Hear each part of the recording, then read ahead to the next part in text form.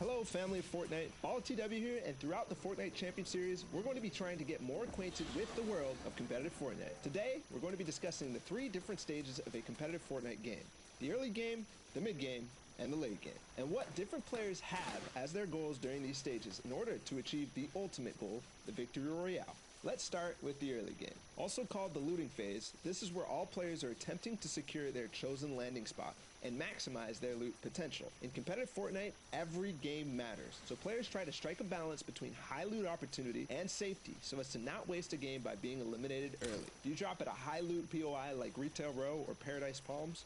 Or land at a safer POI on the edge of the map, where less players drop because of less loot? Regardless, the goal is common. Whether you take a passive approach by looting safely on the side of the map, or an aggressive and risky approach by letting others loot for you and finding early elimination. Now that we know what the early game is, what should we be looking out for during this stage? First things first, being contested. The first realization players make when landing is whether you're being contested or not, to prepare for the upcoming possible fight. Trios want to try to force your opponent into the more disadvantageous position cut off from loot potential. Either they have to make a desperation push, or they're stuck with less loot where you can easily clean up. That's just the beginning, as even Stream though it starts element out high spot intensity running with all the elements different S. POIs being contested, it quickly slows down as the rotations begin towards first zone. Looting doesn't end here, and most competitive players will have a loot path, which optimizes their possibility for finding the crucial mobility and weapon upgrades. Thanks to the new battle map feature in the replay mode, we can study these loot paths and rotations quite easily these days. So go check that out in any replay from the Fortnite Champion series by going into the Compete tab and finding your favorite player. It will vary from game to game, but generally, we move into the mid-game around the middle to end of second zone. The mid-game is the calm before the storm. Before the storm circle gets too small where it forces the engagements. Most players' goals aren't positional, but in some cases, depending on how the early game went, you again have to strike a balance, this time between looting and farming, or going for the best position. Looting could include playing extremely aggressive to earn yourself other players' loot. In trios, it's much harder to play that aggressive playstyle, since fights take longer and cost more. You want to be efficient with any rotations or fights you have to take. You don't want to spend your precious mobility, valuable resources, or health. This is why you'll see a lot of the top players look directly for center zone in the mid-game. When you're in the center zone, you end up giving yourself the most chance of being in the next storm circle when it gets revealed. You'll then have to go less distance and thus spend less materials. Finally, the end game. The most exciting, hectic, thrilling, and difficult part of competitive Fortnite. Experiencing an endgame can be confusing and hard to process, but it will also be one of the most rewarding and fun times to play and watch. This is when you take all the advantages you built in the early game and the mid game and use them to push yourself to a victory royale, and also find as many eliminations as possible. In the current Fortnite Champion Series format, every elimination matters, just like it did in the World Cup. From 6th zone onwards, where the calm from the mid-game explodes into a cacophony of tunneling, mobility usage, and shots being fired, you'll see teams go for the ever-so advantageous high ground, where they can tunnel very cheaply and have the most opportunity on the rest of the server for elimination, as they have the top-down view. You'll also see teams call out the need to find a good layer, which is away from other players, both you built during the early game, and finally, the end game, where you spend all the advantages you set yourself up with to earn the victory royale. Use this to form your game plan in order to earn as many series points weekend after weekend. And maybe next time, we'll be watching and highlighting your top plays. This was BallaTW, and I'll see you in game.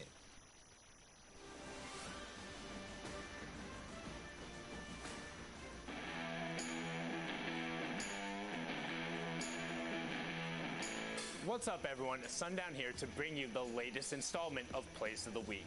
The final opportunity to qualify for the Fortnite Champion Series happened over the weekend, and a number of players were able to push their way to the top and make some spectacular plays. Let's dive in and see who popped off. Kicking off Plays of the Week, we'll start with Kurtz down in South America as he lets no targets get away and says, "Not today."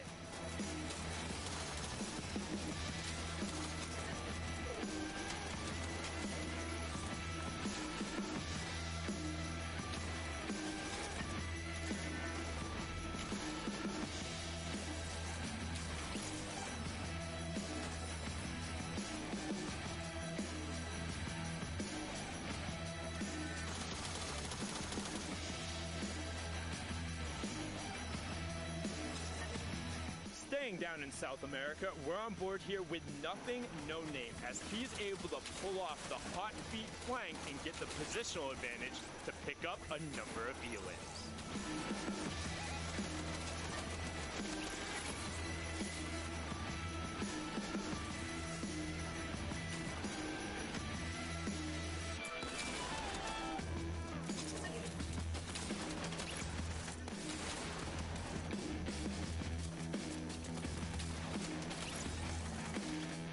Next, popping over to the Middle East, we have M. Siddiq on the Tac Attack, going to work and eliminating the rest of the lobby.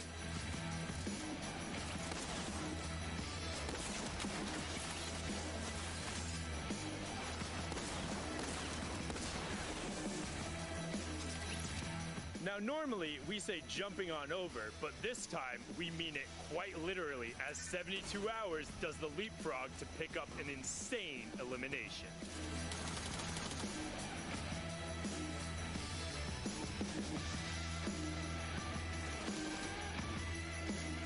Staying over in NA East, we have the world champion solo player Booga, well, dropping his opponents down a level or two.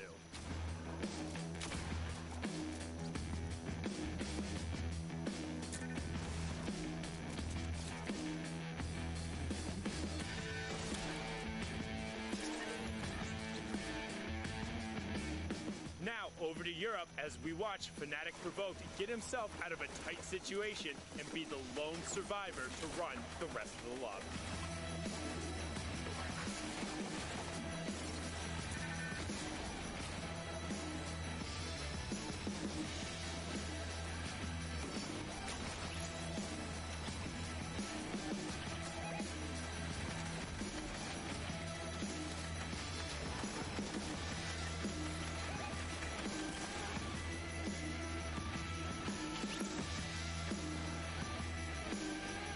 Sometimes in Fortnite, you need to innovate a little bit, and right now Jordan uses everything in his toolkit to pick up 2 quick elims.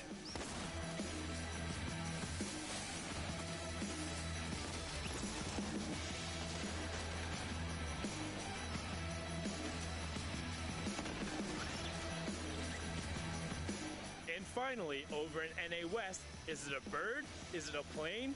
No, it's Rex getting his high ground shot out and going for a last-ditch effort to get everything he can.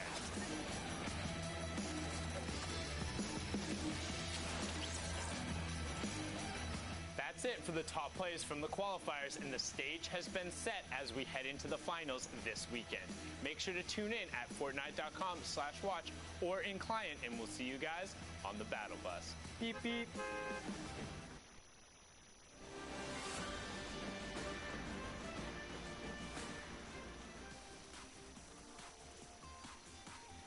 Hey guys, Shio Wager here, and today we're going to be analyzing some of the biggest and most loot-heavy drop spots in the game. From everything to loot pads, timing, and fighting, the most crucial time that sets the tone of the rest of the game is the early game and your drop spot.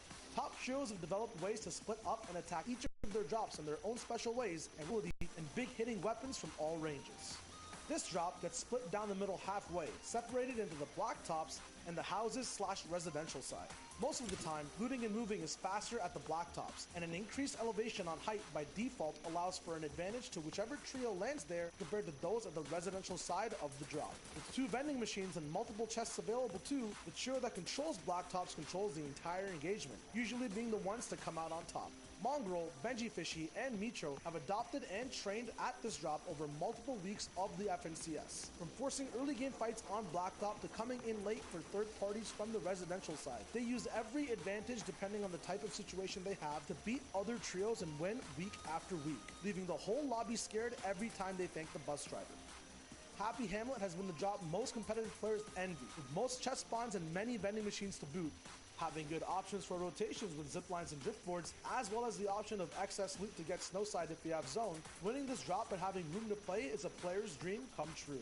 Playing this drop, however, is very difficult.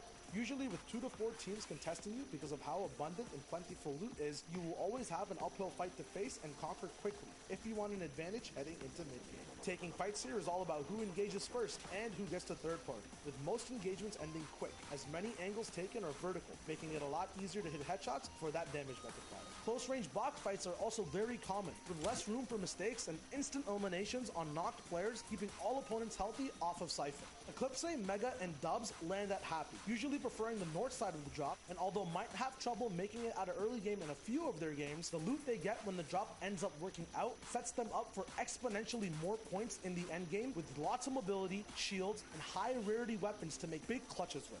Landing at powerful drop spots is a challenge that requires practice and teamwork to overcome. Being efficient with comms, having a plan, being prepped and ready, as well as adapting to anything you see on the glide are keys in being successful in the early parts of your game. Use that edge for a boost on the competition in endgame, securing good placement and elim points with your trio. And who knows, maybe you can be on the top of the leaderboards playing in the grand finals of the FNCS.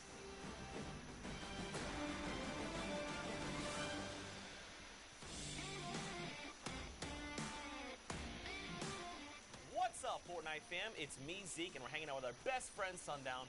We're doing something a little crazy, Sundown. Oh, are we now, Zeke? What are we doing? We are going to make some very bold predictions heading into the finals of the FNCS. We also have our friend Monster D-Face standing by, and Shio Wager. Gentlemen, if you want to say hello. What's up, boys? Heyo. Very quickly, within 30 seconds or less, you guys got to tell me your predictions for the region. All right, we're starting with Middle East, Sundown. Give me your prediction. So everyone else went with Fiesel, Kappa, and Klops. They won 4 of the 5 times, but I think them splitting their trios might have given them not enough practice, so my bet is going to go towards Flame, Prime, and Hunter. Expect to see them challenging towards the top, and can't leave out Fiesel, Klops, and Kappa as well. All right, Monster D-Face, OCE, go. Honestly, I'm going to have to go with Geese, Slaya, and Skyla. And the main reason is because Parpy and his trio actually went to NA East, where you guys saw them dominate the region in Week 4. So with that being said, I know the X2 twins are, kind of one of the fan faves coming up, but I think Geese, Slaya, and Skyla are really going to give OCE a run for its money coming up. Now for Asia, coming back to you, Sundown, what What are those predictions? So Asia, and I've been pretty adamant about this, how there's been about 5 to 10 teams who are consistently up top, but my pick is actually the WGS trio of Jag, Horde, and QLO. They played over in Europe for the World Cup. They've had the most amount of experience. I think that's what's going to allow them to win out. Sure. Speaking of Europe, Shy Wager, you're up. You guys already know who the kings are of Europe, Micho, Mongo, and Benji, but the only trio I think that can start a revolution are Stompy, Chinkin, and Aqua. They have a kind of counter play style. They already have a rivalry brewing with the kings of Europe, and I think these guys will have the edge taking it over at the end of the Grand Finals. All right, for NA East, Shy, we're going to pick your brain again. Give us those predictions.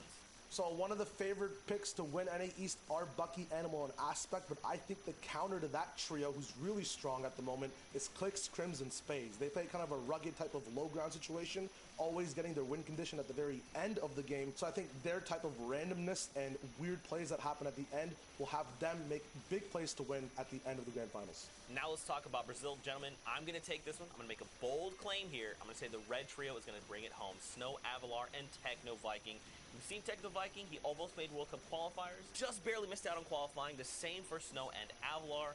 This will be their weekend. They're very hungry for the win. I'm telling you guys, they are going to do it. Now, finally, let's wrap up with NA West. Monster D-Face, give us your take. I'd be crazy not to mention the trio, but I think another trio that can give them a run for their money is going to be Arkham, Falconer, and Vinny. And Falconer, by the way, the only free agent on this team here in the NA West, at the top of the board, still dominating. So I would love to see them come through. Predictions made across the board from everyone. Sundown, Shy Wager, Monster D-Face, thank you guys so much for hanging out. And for everyone at home, don't forget, tune in this weekend for the FNCS Finals, September 20th through the 22nd. You can watch at Fortnite.com/watch. And of course, guys, we'll see you on the battle bus. Beep, beep.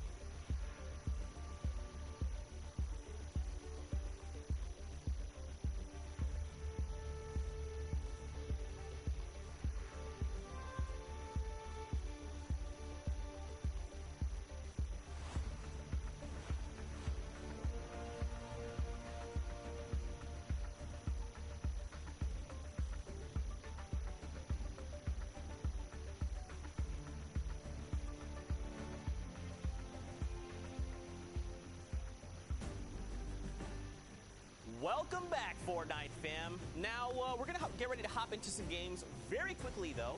Just wanted to remind you guys that Europe, the Heat 1 has been pushed to tomorrow at the same time as Heat number 4.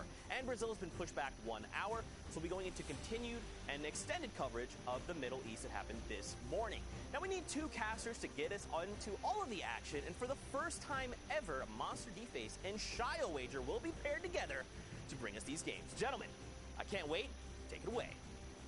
Thank you, and thank you so very much, Zeke. And yeah, like he said, it's Monster D-Face and ShioWager here on the horn for the first time ever, which is going to be pretty fun, man. I'm excited to cast some games. And there's going to be some nice, scary casts, some nice, scary end games, mid-game coverage going on as well.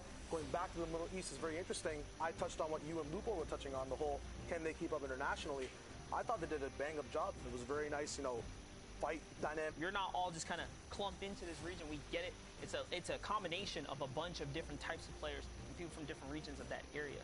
So far, though, they have done a great job. They're talking predictions as well. I'm pretty sure we have the same predictions of Klops, Fiesel, and Hero Kappa, who are coming out on top right now. We saw them just come second in the last game. So even when the world is against them, even when in all odds they shouldn't be winning or gaining points, second is a big feat, especially with Elims to boot on the side as well. Yeah, for sure. When I actually did a VOD review over that trio specifically, they had some serious setups, and they were actually landing in the junction area, and I wonder if they're still playing it. I would assume so. I haven't quite seen the early game up there, so hopefully production can kind of look out for us and start us somewhere up north. It'd be cool to see, you know, kind of if they're sticking to the plan from the last time I reviewed them, or maybe I spoiled all the surprises, right?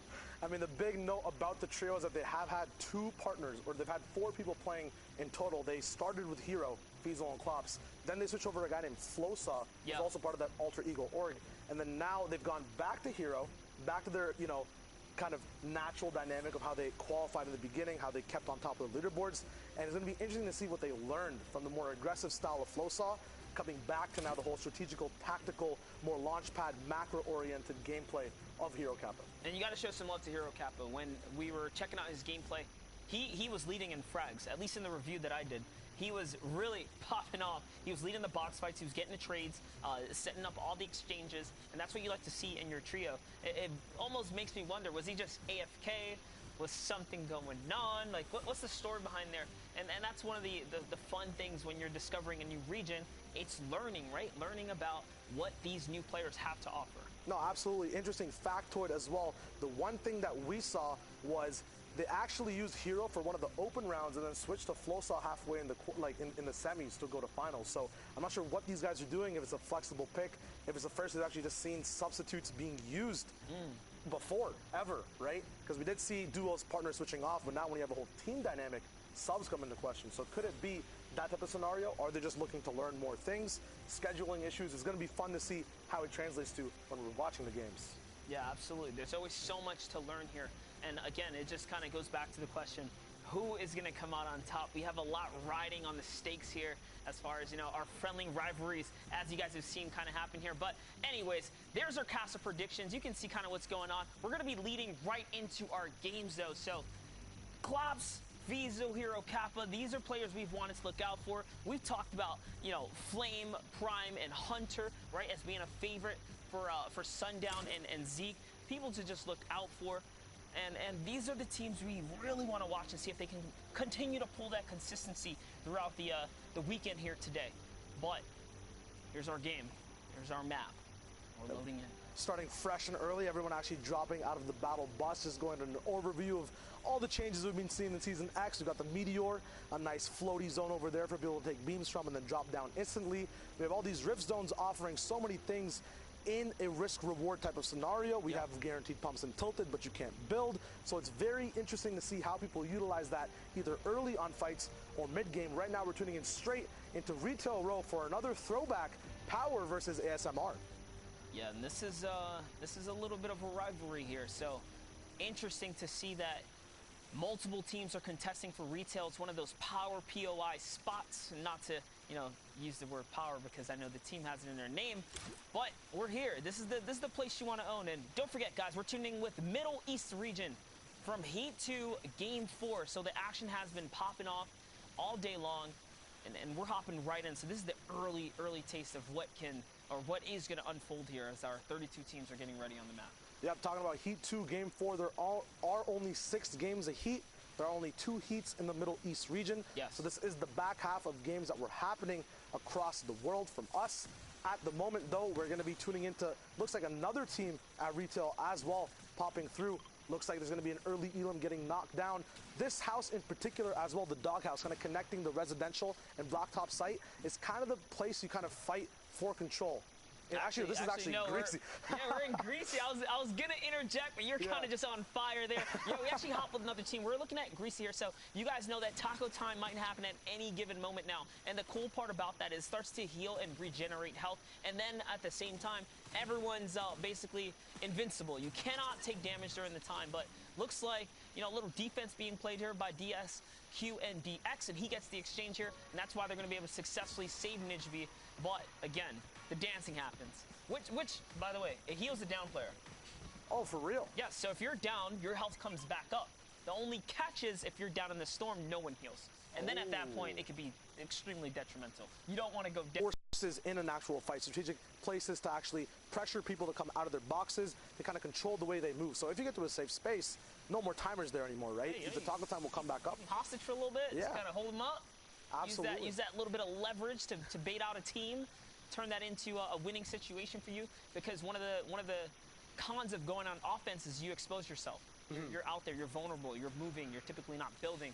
And in those situations, that's where you get traded shots. But here, we're looking at Retail Row. This is what we wanted to focus on.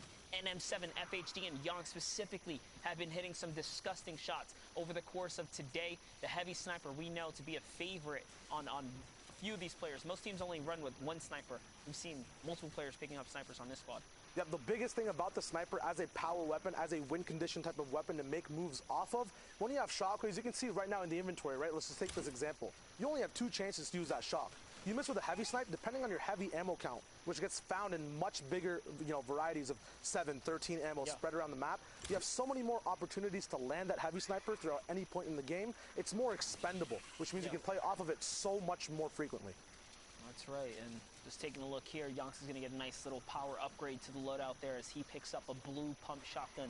So you know the confidence is in their favor. They're actually glancing over at the Black Ops. They're not quite sure. They saw a little bit of aggro zombie movement, from the Fiends here, kind of lingering about, and because of that, they were cautious. They knew a team was here when we first checked in with them. Seems like the coast is pretty clear, and now they're gonna focus on taking out the pylons here. Yeah, one thing I actually wanted to talk about, we noticed Retail and Greasy coming in, right? We also made that little mistake with the houses. The big thing, though, to note about that, a lot of these house layouts are very similar when you're looking at it inside. And with new POIs, suppose you are a team that goes Retail, and it's so contested. Moving over to Greasy and having that similar layout, knowing exactly how to play those buildings, and as well looking at what are the power buildings in the POI. How does that kind of change the way you adapt to it versus a team that's not their monster?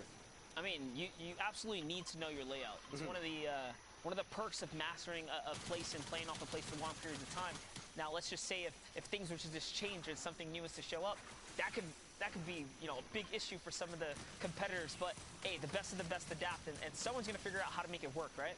Absolutely. You get the experience of playing in Retail, apply it to Greasy. You might just get a whole new drop spot, right? Yeah, there's taco time. Hey, that's free shields. That's, as you said, the free utilization of having a knockdown teammate just staying alive. It's huge things you can play off of. We're going to be looking at a Polar Peak team right now. Also a very interesting POI that's been developed kind of in the meta game over this whole season. In the beginning, not many people wanted to land here, not seeing the actual potential of loot, as we did lose the big castle, but gained so much more map space and movement vertically around the map and actual sight lines towards Frosty, towards the cabins at the back, and even Happy Hamlet takes shots at people who are up here from Polar. Yeah, Polar Peak has always been one of those power spots to hold. You have this super high elevation. You have loads of rotation opportunity. And you can see here, it's been so long since we watched early game.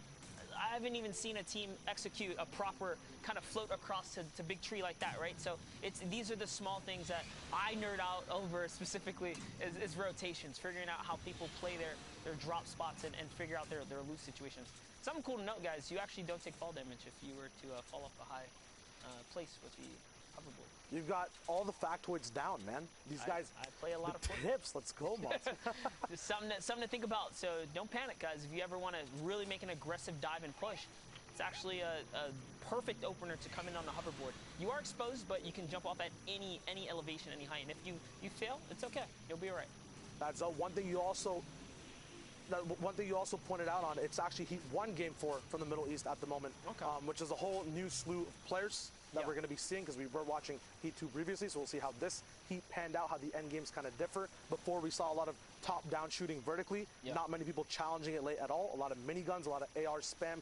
Once that 7th zone kind of passed, it was free reign for those people on height. It's just about how many points can you efficiently accumulate. So now we'll see what are some of the other different type of win conditions, endgame Monster, that you've seen in Comp Fortnite. Hey, I mean, the name of the game is to earn points regardless. You see squads that like to execute zone 6 for high ground and then dominate, right? Put pressure down, dictate the pace of the game. You see other players that tend to kind of hold mid-ground tarp, hold down on shockwaves, and then make big moves towards the tail end, try and secure high ground, right? All of which are risk and reward plays. Personally, I think the scariest type of play style is going for height early. Those players that have the guts to go for zone 6 high ground, you're risking all of your material at the expense of going for elims, which aren't guaranteed to you, and then you're trying to control the pace of the battle, which again, some people struggle, right, in those situations, because if you don't do it properly, the server will turn on you, and now all of a sudden you're losing. Yep, Now it's time to fire back and set up those countermeasures, and that's one of the kind of tug of wars that these teams and trios face.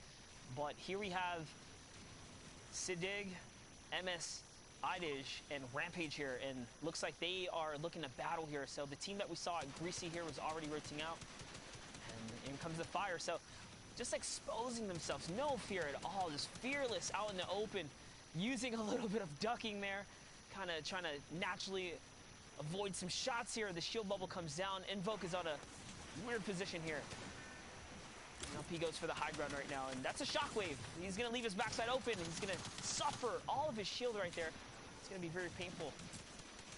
Now, one big thing to notice in this breakdown is on approach, Rampage, Sidig, and M-Sidig all together were doing a 2-1 breakdown at all times. They always made sure there was one person a little bit higher, kind of switching roles to make sure they had that 2-1 split. And you see it in this fight. It's 2 people on a wall on one opponent. Then you have the breakdown of one person supporting up top. Right now, Rampage is in the big fray of the fight. Not sure exactly where his teammates are, but you can presume if he's on a wall, there is a teammate there to respond. Kimmy responds to the bullets by going absolutely knocked down in that state, and now going to be getting siphoned by his teammates. Now everyone grouping together. This is very good use of timing in the fight, because when you're split, you do have a lot of pressure, but there's a lot of risk involved. Now coming back together, if someone tries to peek you, you have 3 people aiming in. It's very good use of splits and regrouping. Yeah, and something to learn from that battle, guys. If you notice how quickly it ended, is because they managed to just isolate. They isolated the player, they hunted him down, they forced him into a frenzy to build up for high ground, and that was the first pick. After that, the rest of the team just kind of fell in suit, trying to play catch-up to save their teammate. But we've seen a wonderful story of Minzu, Kinji, and Boxfighter Moon all day today. They had high ground. They took 2nd place in the first game we watched, in a crazy turnaround and some shockwave plays that were made towards endgame. But we know they've been making it to the end, and they weren't on our radar previous to this. So to see Minzu, Kinji, and Boxfighter Moon here finally making a little stake of the claim for fame here on the Fortnite competitive scene is really nice. This is one of the awesome things about being able to check out these new regions and give people opportunity. No, absolutely. This is the breakthrough moment at the moment. We've seen them be really good early game in Happy, but now they have the worst possible zone rotating in. It looks like it's pulling all the way up to the right side of the map, so they will be having a mid-game fight. Very smart use of utility, making sure with stinks you can actually track where your enemies are through that damage tick through the wall. Now you can see them actually responding after getting that first elim. This is what we're talking about earlier in the day. When you have a stink, it's not usually used to grief, but to gather info and then act upon afterwards. So now they're full body sending it straight into the box fight. As they're doing it, another 2 teams come up from the top. It's a huge mishmash at Grandma's house in the middle of the map. A lot of teams should be rotating through here. They might get even more action as Kinji goes down. That's what I want to talk about. It was the aggression, the fearlessness. Moon actually jumps into a 1v3 battle for high ground build. He held it down, but unfortunately Kinji's going to get traded out here as Minzu was in the low ground trying to figure things out. And now suddenly, because they didn't, pull back the reins and play it patient here, they found themselves in another battle. But looks like these things are putting into great work as they catch another small pick there. And they managed to fend off everyone. So we'll see if they can get the reboot card, maybe pull out a clutch save at some point or another. But teams are in shambles here. Absolutely. You know, you touched upon it earlier where, you know, we're happy to see these early games. And, you know, in comparison to all the late games we always see, it's dope to cast a huge early to end game. One big thing that applies to both early and end game. The zone, by the way. Is timing. And this is a big use of timing right here, right? We do have a minute 14 till the zone moves. You do want to pick your teammate up, but now you're messing with not just one, but two resources. First of all, you're losing a lot of time and positioning on the zone, as well as HP pools coming in. You do have a lot of loot you did gain from the fight that these guys just had, and slurps to tick through, but the stuff you use early to pick yourself up, you will not be able to utilize in the end game. So time is shared across both early and end. It's both affected. We don't usually get to see it used at the end game, but every decision you make, maybe they wouldn't have had that mid-game fight if they were faster off their looting, right? So seeing exactly how they move across the map, how they utilize time, can actually get into where they are in the middle and end game of their gameplay. Yeah, so they sent one player out to go kind of, you know, obviously get that revive, and then they stood, or they left Moon back behind to, you know, be that presence on the build on this skeleton that remains of what the fight was, so that the team below, you know, is cautious. They don't necessarily, you know, want to move or get that freebie rotation out of there. So the whole team is back. Now they're able to reap some of the rewards here of the loot that remains, and suddenly they're all back in action here. Now with that launch pad there, they are going to be okay to get the rotation, but remember, he did catch a knock, so notice, they just want to go ahead and take a peek. See who's left here. What kind of loot can they still kind of grab up before it's time to go? And it's a short rotation, so they don't need the launch pad either. Looks like they are going to decide to probably go on foot here. Ways away. Looks like Xanxus might be the last person in the trio from this fight, or one of the trios trying to move in. We'll see if it's possible for him to actually sneak through on this launch pad. Very patient gameplay there. Hopefully he has heals to come in, but this is the big problem with missed timing and getting in the zone a little bit later than you want. Kinji getting absolutely lit up in the air, going to be launching down, might have to use hard mats early on, which means he won't have them end game.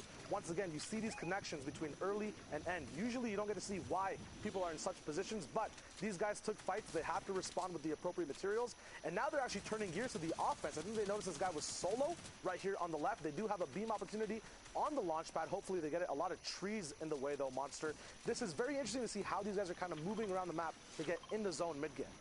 Yeah, so far so good. Again, another little buff up to the loadout. When you get that minigun, suddenly now you have the means to put the pressure up. And TR Xanxus is going to fall there, as they were relentless on the push.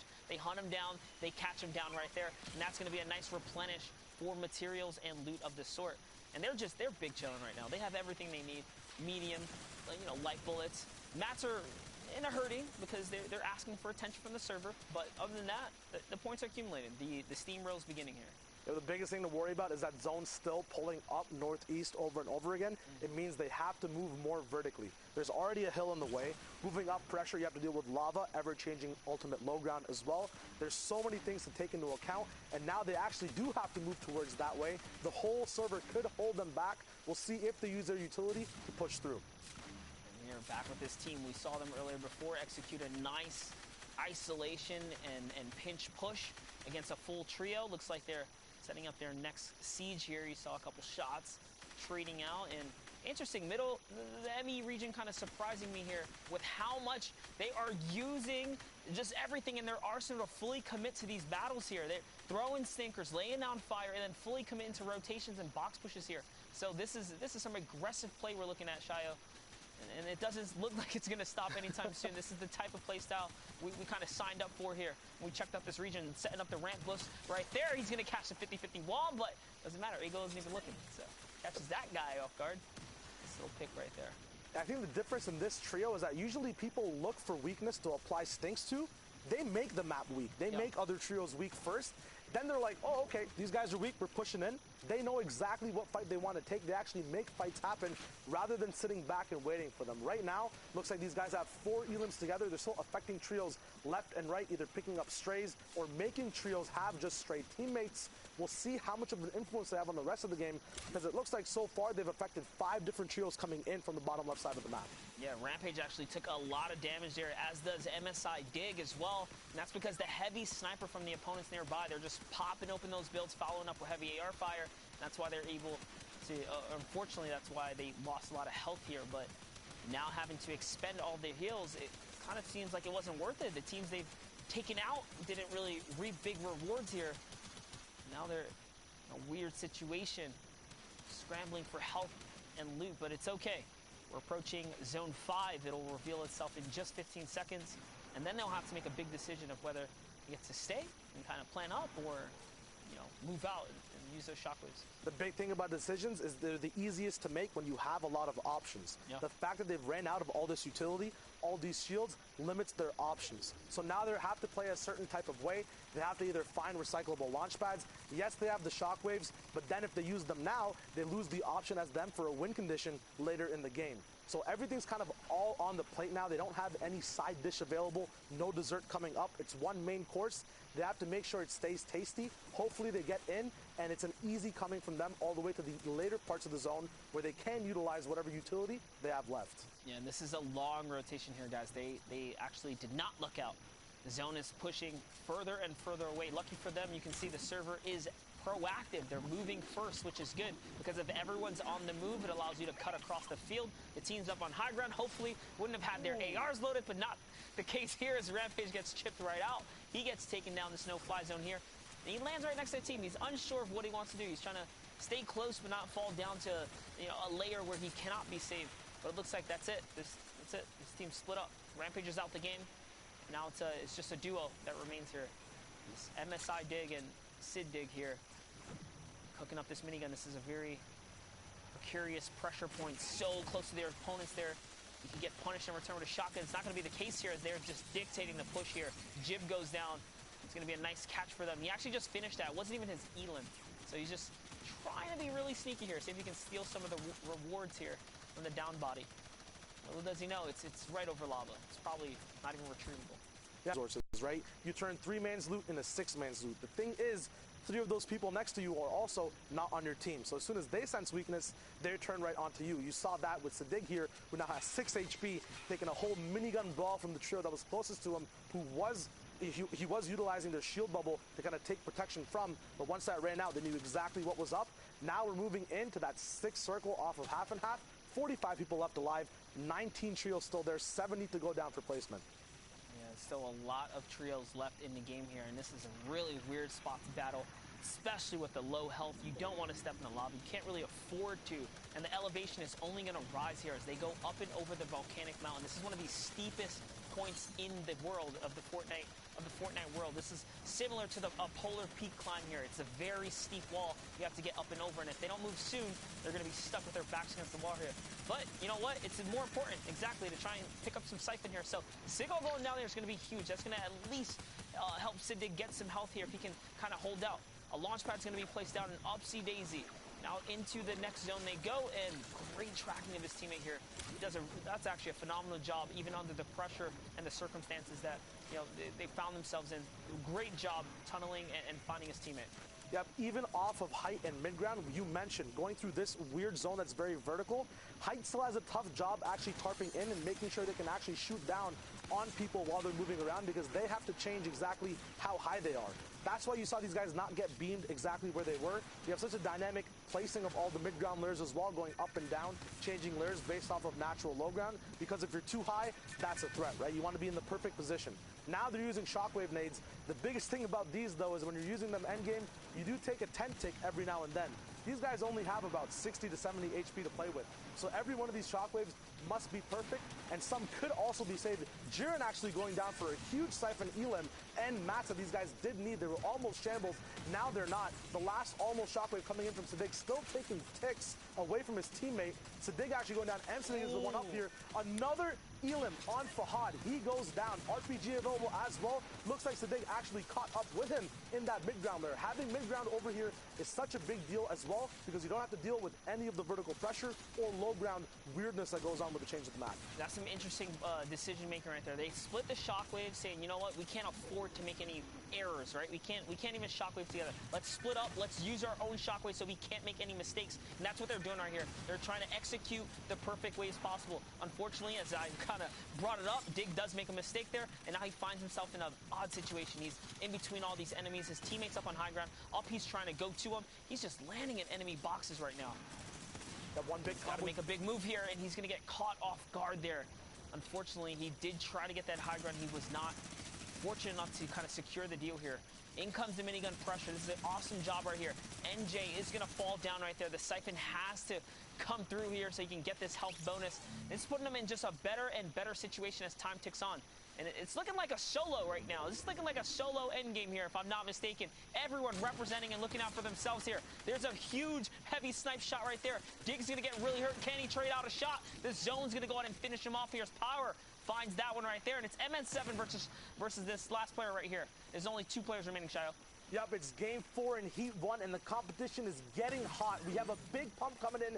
ASMR Spy goes down. The Power ASMR rivalry finally ends in the end game. It's now a 1v1 to see who gets those final 4 points, 3 of placement, 1 for the Elam. Nice, big, easy, fast peaks coming down from NM7. Full Lotta available. He does have that pump or shotgun delay since he has 2 tacks in. Will it make a difference? Almost not even out of mats at all. A nice 180 tack shot from height. Takes down DSQ and D for those big points in.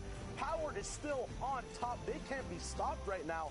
Huge game from them. That was wonderfully done for NM7. And with that, we're going to head over to the floor with Sundown to give us a nice little recap. Thank you so much, gentlemen. And we see the Middle East has been heating up in the action that occurred this morning. Honestly, I'm a big fan. I love watching it, watching the early games and the mid game, the discipline when the team goes, but also the little bit of chaos and kind of like fanaticism that happens in the end games when all of a sudden, just as Monster said, it turned into a solo game right there at the end. But let's dive in and see some of the plays that were made in the past game. And first, we're going to hop on board with Toggle. His positional awareness and the fact that he's able to turn towards the rest of the storm and lay down these rifle shots means he's going to find a number of elims here. And you can see the rest of his team has been down. It's a tale of people making individual strong efforts in the end game. We kind of talked about it before, how they stick very close together in the mid and early game, but we've seen now over and over again, teams aren't necessarily able to keep that discipline when it starts getting hectic and all of these fights are going down. Players start dropping all over. It isn't clean enough to pick them up without taking back damage. Now you can see Adam is in shambles, so W Horse is trying to play the protector role, but they're in fights on the back of the storm, and this is where it starts to break down.